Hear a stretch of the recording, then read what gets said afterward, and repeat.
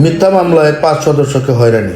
মুন্সিগঞ্জের শ্রীনগরে জমি সংক্রান্ত বিরোধের জেরে একই পরিবারের 5 সদস্যকে 5 লক্ষ টাকার মিথ্যা চাঁদাবাজি মামলায় ফাঁসানোর অভিযোগ উঠেছে। ভুক্তভোগীদের দাবি, তাদের আপন চাচাতো বোন প্রতিহিংসাবশত এই বানোয়াট মামলা দায়ের করেছেন। মামলার সাক্ষীরাও এখন মুখ খুলতে শুরু করেছেন এবং একে সম্পূর্ণ মিথ্যা বলে দাবি করেছেন। বিস্তারিত থাকছে প্রতিবেদনে। দেখি নাই, বাড়ি খালি কেউই জানে চাঁদাবাজি এগুলি করতে আমরা দেখি নাই। আগস্ট মাসের 17 তারিখে রেস্ট হয়েছি, জানুয়ারি মাসের 18 তারিখে আমি বাইরে এসেছি। ঘটনা রয়েছে জানুয়ারি মাসের সঙ্গে 14-15 এই সম্বন্ধে আমি কিছু দেখি।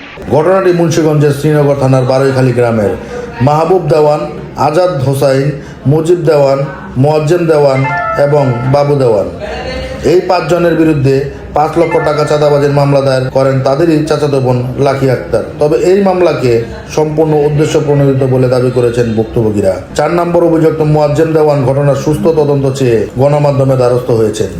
ঘটনার সত্যতা যাচাই করতে মামলার 2 নম্বর সাক্ষী মোহাম্মদ আশরাফের বাড়িতে যাওয়া হলে তিনি গণমাধ্যমের সামনে বিস্ফোরক তথ্য দেন। তিনি জানান, এই মামলাটি সম্পূর্ণ মিথ্যা ও বানোয়াট। এই মামলার আসামিরা কোনো চাঁদাবাজির সাথে জড়িত নন, তারা ব্যবসায়ী এবং সজ্জন ব্যক্তি।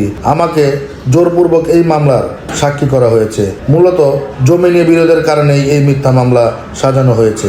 একই চিত্র দেখা যায় 3 নম্বর সাক্ষী নজরুল ইসলামের ক্ষেত্রেও। তিনি জানান, মামলার এজাহারে উল্লেখিত তারিখ বা ঘটনার বিষয়ে তিনি কিছুই জানতেন না, এমনকি তাকে না জানিয়েই মামলার সাক্ষী হিসেবে অন্তর্ভুক্ত করা হয়েছে। মামলার এজাহার অনুযায়ী ঘটনার তারিখ দেখানো হয়েছে 15 জানুয়ারি 2026, অথচ স্থানীয় ও সাক্ষীগণের ভাষ্যমতে এমন কোনো ঘটনাই সেখানে ঘটেনি। ভুক্তভোগী পরিবারটি এখন প্রশাসনের কাছে সুষ্ঠু তদন্ত এবং এই মিথ্যা হয়রানি থেকে মুক্তির দাবি জানাচ্ছে। মুন্সিগঞ্জ থেকে আবু সাদিদ বিপ্লব, প্রকাশ বাংলা টিভি। মানে 100% আমার জানা মতে এরা কোনোদিনও কারো খাইটা খায় এটুকুই।